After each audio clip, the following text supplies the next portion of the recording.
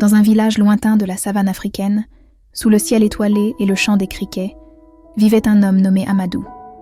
Amadou était un homme respecté dans son village, connu pour sa sagesse et son courage. Cependant, derrière ce masque de perfection, se cachait une décision qu'Amadou allait regretter toute sa vie. Des années auparavant, au temps où le soleil embrassait tendrement les horizons sans fin de l'Afrique, Amadou avait uni sa vie à celle d'Aminata, une femme dont la beauté n'avait d'égal que la douceur de son âme. Aminata, avec sa générosité sans bornes et son cœur grand ouvert, était devenue la lumière de leur village, touchant chaque âme de sa bonté infinie. Mais derrière ce tableau idyllique se cachait une épreuve silencieuse. Le foyer d'Aminata et Amadou restait désespérément vide, sans le rire d'un enfant pour en égayer les murs. Poussé par les attentes de sa famille et les murmures de ses amis, Amadou commit l'irréparable. Un jour, sous l'effet de la colère et de la frustration, Amadou chassa Aminata de leur maison, la laissant seule et dévastée.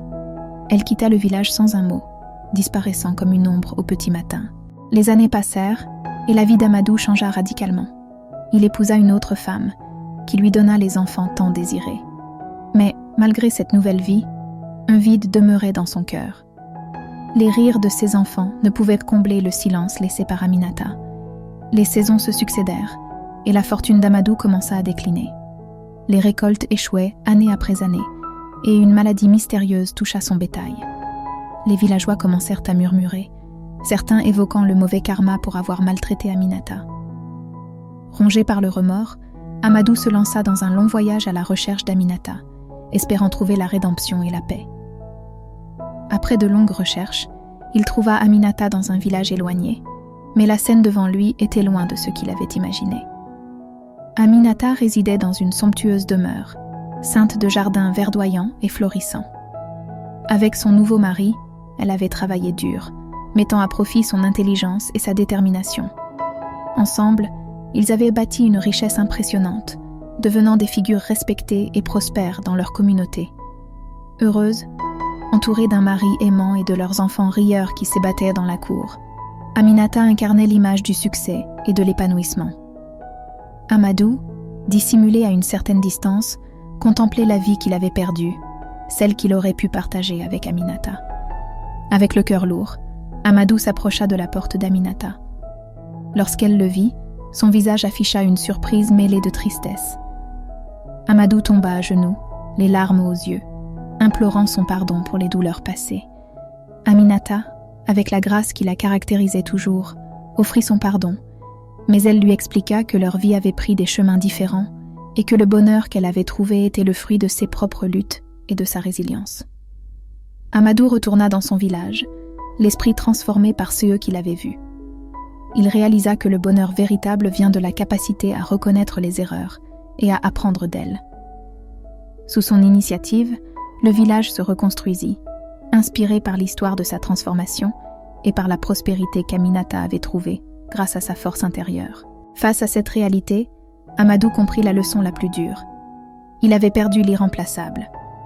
Aminata était la femme d'une vie, un trésor qu'il avait lui-même jeté au vent de l'ignorance et de l'impatience. Le pardon qu'Aminata lui offrit ce jour-là fut un baume pour son âme tourmentée, mais il savait que le passé ne pouvait être changé, que les moments perdus ne pouvaient être retrouvés. Retournant à son village, le cœur lourd mais éclairé, Amadou se transforma. Il devint un homme nouveau, prêchant la patience, la compréhension et l'amour inconditionnel. Sous son impulsion, le village retrouva sa splendeur passée. Mais pour Amadou, le voyage était loin d'être terminé. L'histoire d'Amadou et Aminata devint une légende, enseignant aux générations futures les valeurs de la patience, du respect et de l'amour véritable. Amadou apprit que dans la précipitation, nous perdons non seulement notre chemin, mais aussi les trésors de notre vie. Son histoire est un rappel éternel que la patience est la clé de la sagesse et que le véritable amour, une fois perdu, est un joyau rarement retrouvé.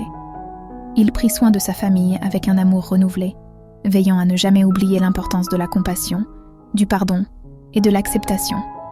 5 leçons de morale de cette histoire. Numéro 1. La patience est une vertu divine. Cette histoire nous enseigne que dans la vie, les choses que nous désirons le plus ne viennent pas toujours quand nous le souhaitons. Comme c'est Dieu qui donne, il est important de garder foi et patience. Les enfants, tout comme les autres bénédictions, arriveront au moment choisi par Dieu, pas nécessairement quand nous le décidons. Numéro 2. Le poids du karma. Les actions que nous entreprenons ont des conséquences, bonnes ou mauvaises. Amadou a dû faire face aux répercussions de ses actes après avoir maltraité Aminata. Cette histoire souligne l'importance de traiter les autres avec gentillesse et respect, car le karma a une manière inattendue de revenir vers nous. Numéro 3. L'importance de se libérer de l'influence d'autrui. Amadou a été grandement influencé par les opinions et les attentes des autres, le conduisant à prendre une décision qu'il regretterait amèrement. Il est crucial de se rappeler que vivre selon les mots et les attentes des autres peut mener à des regrets et à la perte de notre propre chemin de bonheur. Numéro 4. La force du pardon et de la rédemption. Cette histoire met en lumière la puissance du pardon. Aminata pardonne à Amadou malgré le tort qu'il lui a causé, ce qui montre une force intérieure et une maturité émotionnelle. De même, Amadou apprend à se pardonner lui-même et à chercher la rédemption, nous enseignant que l'erreur est humaine, mais que se repentir est divin. Numéro 5. Le bonheur vient de l'intérieur. Aminata trouve le bonheur et le succès loin de Amadou, non pas parce qu'elle a changé de lieu, mais parce qu'elle a trouvé la paix et le contentement en elle-même. Cela nous enseigne que le bonheur véritable ne dépend pas des autres ou de nos circonstances, mais de notre propre état d'esprit et de notre capacité à trouver la joie dans notre propre voyage personnel. Si cette histoire vous a touché et inspiré, n'oubliez pas de vous abonner à notre chaîne pour ne manquer aucun de nos contenus futurs. Nous partageons régulièrement des histoires qui éveillent les cœurs, inspirent l'esprit et invitent à la réflexion. En vous abonnant, vous rejoignez une communauté de personnes qui cherchent à faire une différence, à grandir et à s'inspirer mutuellement. N'hésitez à laisser un commentaire pour nous dire ce que cette histoire vous a appris ou comment elle a influencé votre vie. Votre soutien signifie tout pour nous et nous aide à continuer à produire du contenu qui fait la différence. Rejoignez-nous dans cette aventure de croissance et d'inspiration.